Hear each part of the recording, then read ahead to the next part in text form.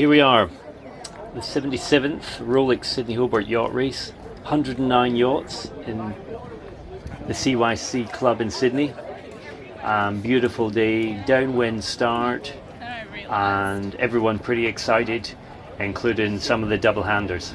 My name's Lincoln Jews. I'm here at Sunfast Racing, the Juno 3300. What do I do on board? We do a bit of the bow, a bit of the nub, a bit of the helm. We do everything two-handed, so I've got to float around a bit. But these are great little boats, and the conditions are going to be a tough race to Hobart, so it should suit us. Hi, I'm Lee Condell, and I'm the co-skipper of Sunfast Racing and Sunfast 3300. So you're the Juno dealer.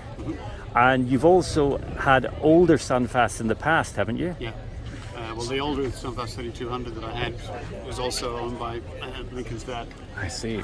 So how do you rate the 3300 compared with the older 3200? It's a very different boat.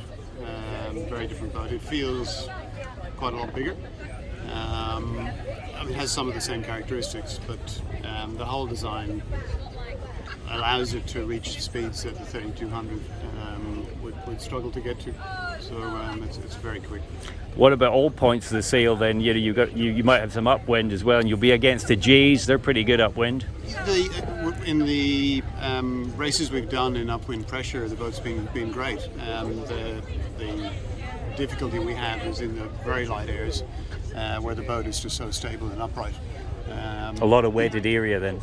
Yeah, the boats like the J99s are just slippier in that light stuff, and obviously we're giving them time. So in the lighter airs, it's difficult to sail to our rating. Would it be better? Would it make a big difference to the handicap not to use water ballast, or does it make that difference? Look, there's no doubt in certain conditions it does make a difference, but you're carrying the penalty for it the whole time. Mm-hmm. So it's a mute point whether it's worth it or not. Mm-hmm. The vast majority of competitive boats have it, so I guess that's probably an answer. Mm-hmm. But it's not a huge difference if there is any. So, any particular game plan? Are you going to stick with the fleet or race your own race? Oh, look, we've done our riding, so we've got a game plan. Obviously, we'll keep an eye on what others are doing, but we've worked through pretty carefully. Is the EAC significant at the moment? No, not as significant, because the temperature isn't as it's not warm enough, is it? As it has been in the past years. So no, it's not as, and particularly because we're going to be sailing in windy conditions for the majority of the race. Yeah. Excellent.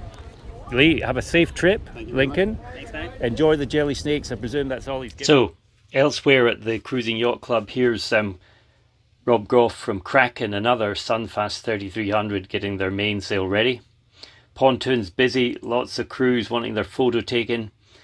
Some of the cruising racer boats, like this one, mid-sized cruising racer.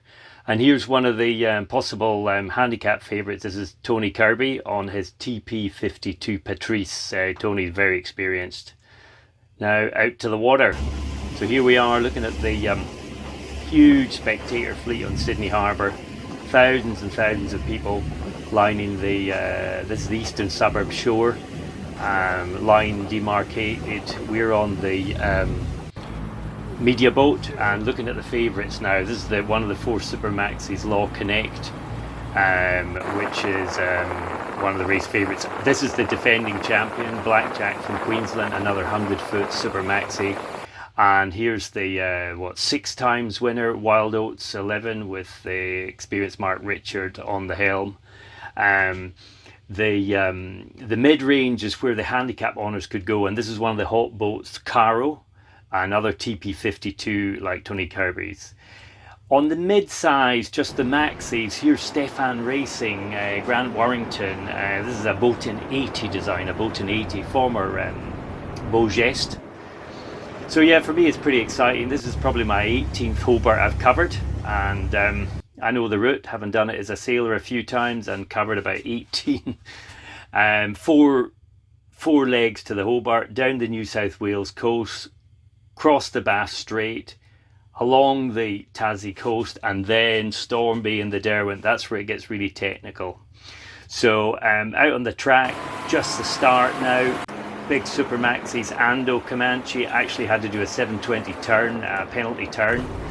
on the way out, and then the smaller boats come out later. This is the sunfast 3300, several of them, and the double-handed boats. And these guys, you know, one guy on deck, one guy sleeping. It's basically single-handed sailing. It's incredible racing, and they really do it tough. So on the media boat, this is what we do. We just bounce around out here, out off Sydney Heads, and it's pretty crazy. It's pretty crazy and wet. And as the yachts come at us, we've got to keep out their way while trying to get some footage and photographs. And this is what it's looking like by day 2 with Ando Comanche right down and now. Hey Tony, so good morning, eh?